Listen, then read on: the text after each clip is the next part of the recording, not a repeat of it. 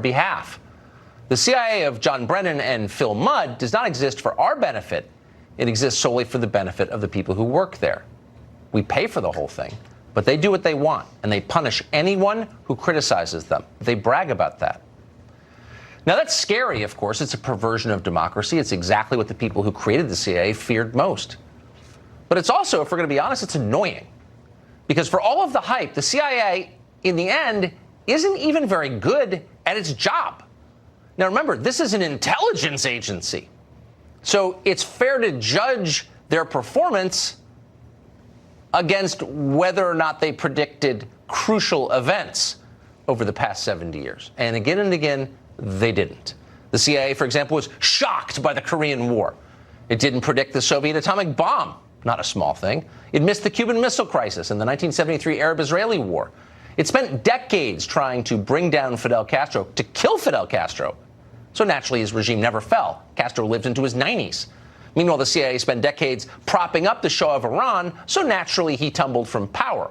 They didn't even provide a warning before that happened because they had no idea it was going to happen. When the Iron Curtain finally fell in 1989, the CIA was completely blindsided by it. They thought they had just predicted, in fact, that the Soviet Union was as strong as ever. And things didn't get better after that. The CIA had no idea that Saddam Hussein planned to invade Kuwait the next year in 1990. They were totally surprised by India's atomic bomb test 8 years later. By 2003, they were totally confident that Iraq had weapons of mass destruction.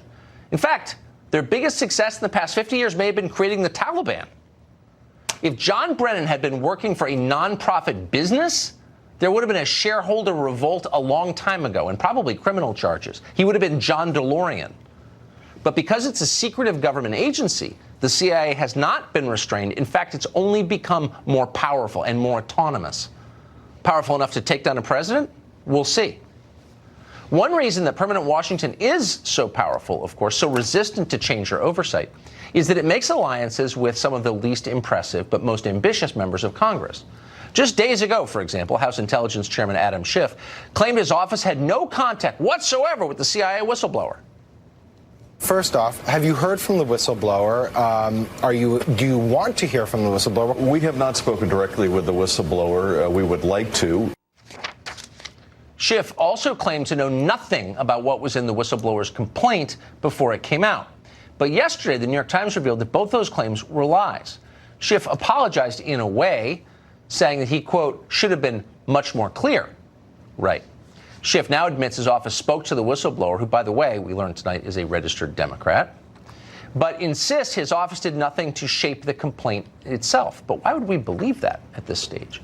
Congressman Devin Nunes is right in the middle of all of this. He's the ranking Republican on the House Intelligence